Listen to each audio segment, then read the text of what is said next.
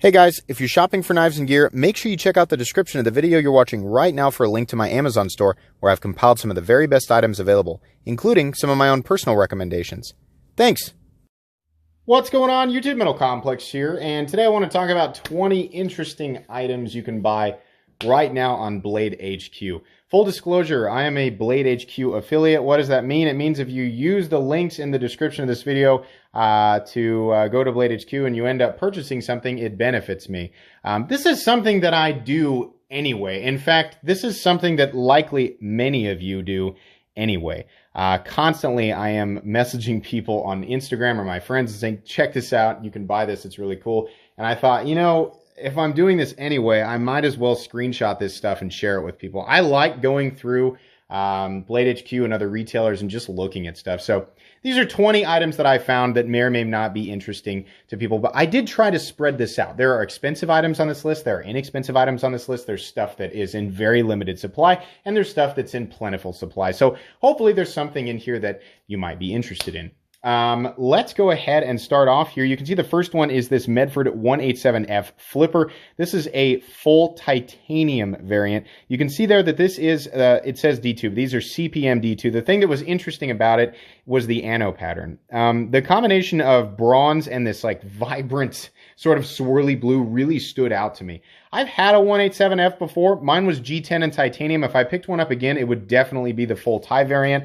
These coming in at $425 for a full American-made item that is hand-tuned, hand-checked, hand-assembled. You guys have heard me talk about Medford knives many times over. I'm a big fan of Medford knives.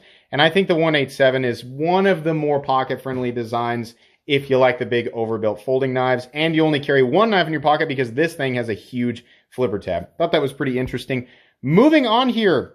I've never handled this. I've never handled an Olight variant that looked like this at all. The Olight Warrior X Pro. It didn't catch my eye until I saw, number one, the price of $129 and the lumens. 2,250 lumens. Listen, guys, I'm not a flashlight professional, but I know that there's a big, I mean, whether or not, you know, people feel like they need or don't need a number of lumens, right? I have no idea. But I know that there's an emphasis on this kind of stuff in the flashlight community, and I thought that was pretty incredible. I've got a flashlight that does pretty well at about 700 or 800 lumens. And the one that I picked up was about $100. Now, it was a while ago, but 2,250 lumens, that's crazy. It's also a pretty cool looking flashlight, honestly. I mean, that's all the information I have there for you guys. I just thought somebody might be interested in this. Moving on here, this is a Medford Praetorian Slim that's PVD, and with, it's got like a bronze sort of hue. I can kind of see it in the picture there. This is a Medford Praetorian variant that I think is substantially more pocket-friendly than the other Praetorian benefits that you see out there. Now, this is a very expensive knife. It actually comes in very similar to a Praetorian T. It's in S35VN, coming in at 7.625 inches overall and a 3.6-inch cutting edge. Blade length is 3.25 inches, but the cutting edge is 3.625 inches. I don't think that's right. But you can see the spine is 125... Or wait, yeah, 125,000. So, yeah, this is an EDC-friendly Praetorian. If you're looking for this caliber of knife and you're interested in Medford knives, but you're not really sure whether or not you should be carrying something so monstrously overbuilt, this one might appeal to you. And I feel like the color combinations would speak to a lot of people. Moving on here, did you know that Lynch Northwest made a titanium clip for a Chris Reeve knife? I didn't either. This is full titanium, $78. I mean, yeah, that's pretty high. But if you ever wanted a deep carry clip and specifically a Lynch clip for your Chris Reeve knife, this might be the way to go. Lynch clips are really, really good, and they have definitely made some knives that were kind of, you know, like the Para 3. Oh, you really need a Lynch clip for the Para 3. So in some cases, they can really take something that's kind of underwhelming and make it really, really good. Moving on here, I was really tempted to buy this. This is likely one of those things that'll go really fast. This is a new arrival. It's a titanium key bar. These are super popular. They're one of those EDC items you always see in those really cool pocket dump pictures on Instagram. And it's actually really functional. I seriously almost bought this. $115 is pretty pricey for a piece of titanium that just holds keys. but it is pretty cool and it does make things pretty convenient. I'm sure that somebody will grab this. Maybe it's even gone by the time you're watching this video, but I thought I would include it in here anyway. Moving on here, Flytanium titanium scales for the Benchmade mini bug out. I know there's somebody out there who wants their mini bug out in titanium. $70 for full titanium. Yeah, that's a pretty darn good deal. Flytanium runs out of stuff, and they run out of stuff pretty quickly sometimes. I constantly hear people saying, why don't you make some more titanium scales for this? I wanted to buy some of that. Here it is right here. If you want Flytanium scales for your mini bug out, they are available.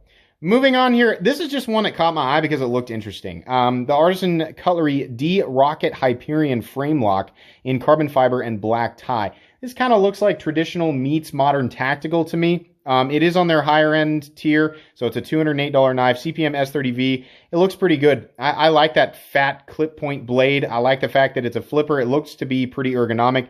9 inches overall. A lot bigger than you guys probably thought. That was the one detail. I was like, what?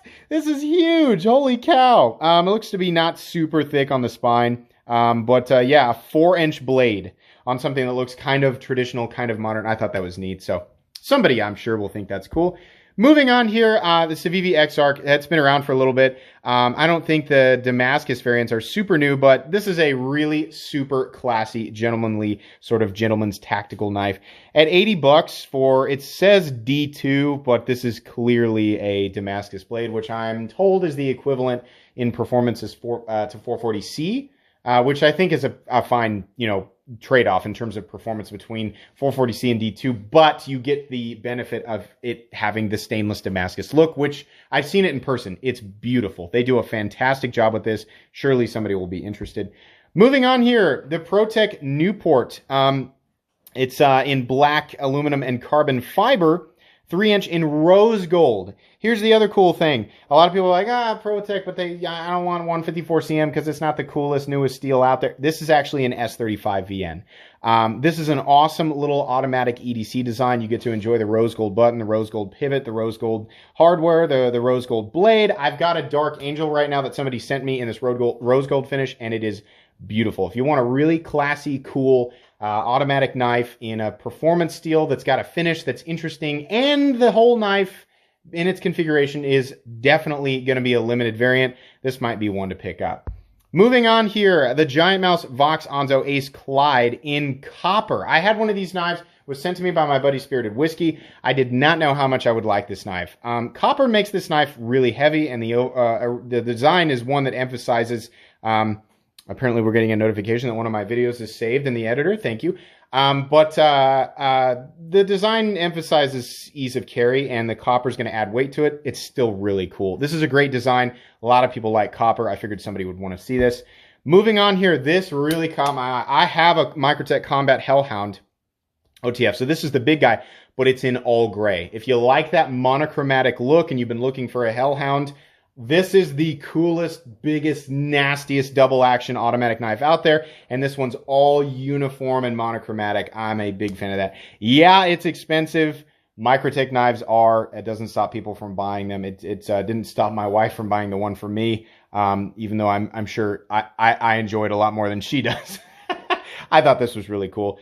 Moving on here, this one's actually on sale. The Kershaw Barge. This is a little, it's a knife and a pry bar, essentially, is what it is, for $14. Yeah, save your blade, use the pry bar. It's all attached. Everything's in one convenient package. Obviously, we're not looking at anything spectacular here. 8 CR13 MOV steel. It's hollow ground and stone wash, and it's about 7.3 inches overall. This is an awesome little, kind of just beater, throw it around, whatever, throw it in the console of your truck kind of knife. But yeah, fantastic backup knife, for when you're in that situation where you want to carry a really nice knife, but you know that there might be somebody on your job site or where you work that's going to be like, hey buddy, can I borrow your knife? Hey, you can hand them this, your $13 Kershaw Barge, instead of your $1, $2, $3, $4, $500 knife that you don't want them screwing up. Moving on here, another item that you can hand them, the Kershaw Shard. This is actually black coated. It'll definitely rub off over time, but whatever, because it's $7. Bottle opener, looks like a nail puller, a little pry bar, and a thing that, it's got a little Phillips head on the tip back there. Yeah, everybody loves the Shard. People always tell me all the time, Don't buy exotic, you know, pry bars of this or that. Just buy a shard. You know, you can put it on your keychain, put it on a lanyard, whatever. Great backup item.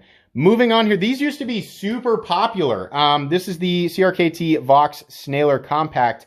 It's made out of stainless steel. Now, it's not the original. This is the CRKT or Columbia River Knife and Tool collaboration. But yeah, another item that I always used to see in those pocket dump pictures on Instagram.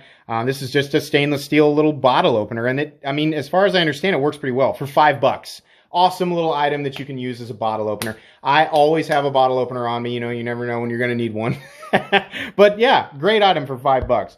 Moving on here, this is one that I never understood why it was not more popular. I thought the Hinderer Maximus, which is what this is based on. This is a collaborative effort between Rick Hinderer and Kershaw. This is called the Decimus. It's based on the Maximus. I never understood why this wasn't more popular. Really cool, nearly perfectly symmetrical design. $24. We're looking at 8CR 13 MOV. It's most likely assisted, about 7.5 inches overall. It's just an appealing look to me. I like how this looks. Apparently not a lot of people did, but at 25 bucks, I'm aware of Kershaw's build quality, even on their lower end. I would say this knife is probably worth $25. Moving on here, I always have to see what the most expensive knife is on BladeHQ, always. Today, it is the Andre de Villiers custom Tack butcher knife in full mokutai. The entire thing, and then it looks to have it looks like dragon scale Damascus. Yeah, that's usable. Absolutely, that is a functional composition of steel. It just has a beautiful finish on it, and then the entirety of the frame is Damascus. How much do you ask? $3,900. I don't think there's going to be anybody too ready to click on that immediately, but I know that there are people out there who collect stuff like this, so I wanted to bring it to everybody's attention just in case we've got one of those super high-end collectors who's after something like this. It sure does look nice. I don't know that it's actually 100% my taste, but I'd be happy to own it. Moving on here, another one that I thought was really, really cool. This is a Medford Micropraetorian Custom, Copper Peaks and Valleys. This is, you could say, well, it just looks like dirt, but I kind of like this. It's weird and it's kind of got that earthy look to it, but it goes along with the Praetorian look. The whole thing looks like it was dug out of the ground as some sort of ancient artifact. I've actually got a Micropraetorian here with me that was sent to me by another viewer, and I think they're awesome. They're little tanks. This is the 190,000 stock variant, but a full custom in CPM D2. $1,875. I mean, it's a full custom knife. So it is what it is. Medford fans, you might be interested in this one. Moving on here, somebody is always looking for the gold class Benchmades. This is the gold class Crooked River. This is the big one. It looks like it's got Damascus bolsters, or probably Damasteel bolsters, carbon fiber on the handle scales, and then a CPM 20 CV blade. Are the gold class knives worth it? I think they're pretty overpriced, guys, but that doesn't stop people from collecting the gold class ones. This is not a knife that I would buy for myself, but the Crooked River is arguably one of Benchmade's best knives ever, and I know that those gold class collectors out there will probably be after a variant like this. So moving on here, this is an interesting one, the Cold Steel Charm slip joint knife. Look at the price, $44.95, and it's in S35 VN. This is an itty bitty little knife. Overall length is 2.75 inches, but it's S35 VN. That's kind of neat. It's pretty rare to see a knife that's that low in price. Now, I know that there was that weird police knife or whatever that came out a while back in S35 VN, but I think people found out that it wasn't heat treated properly. I trust Cold Steel a lot more to heat treat their S35 VN properly. This seems a lot more realistic considering how small it is, that everything is in order. But it's just, I've got a little tiny Spyderco bug on my keychain, and I use it all the time. This is an awesome little keychain knife, and it's in S35 VN, and it's from Cold Steel. So thought somebody might like that. Moving on here, I think this is probably the last item on the list. This is, I mean, a lot of people are, for a while, were asking, like, when's the Praxis coming back? When's the Praxis coming back? It's back, and this is probably the most attractive version of it you can get right now. I've seen orange, I've seen blue, and I've seen OD green. Or tan, maybe. OD green, tan, orange, and blue. I would take the blue one. I think the blue one looks the best. 9CR 18 MOV, and in my opinion, this is the very best budget knife that exists on the planet. I love this knife. $42.50. is well worth it. We are at the end, everybody. I hope you guys at least found one thing that was interesting. I mean, obviously, I'm not suggesting everybody run out and buy something, but like I said, I do this anyway. I go through and I screenshot stuff that I think is interesting, whether it's a brand new thing or whether it's something that's been around for a while. But in any case, I hope you guys enjoyed this video. If you did, please leave a like. If you'd like to check out my other content, I do, of course, have lots of videos of knives that are either expensive or inexpensive that I don't like. So check those out. And if you enjoy all my content, go ahead and click on that Metal Complex logo right there and subscribe, because there's definitely more coming. Thanks again for watching, everybody, and have a great day.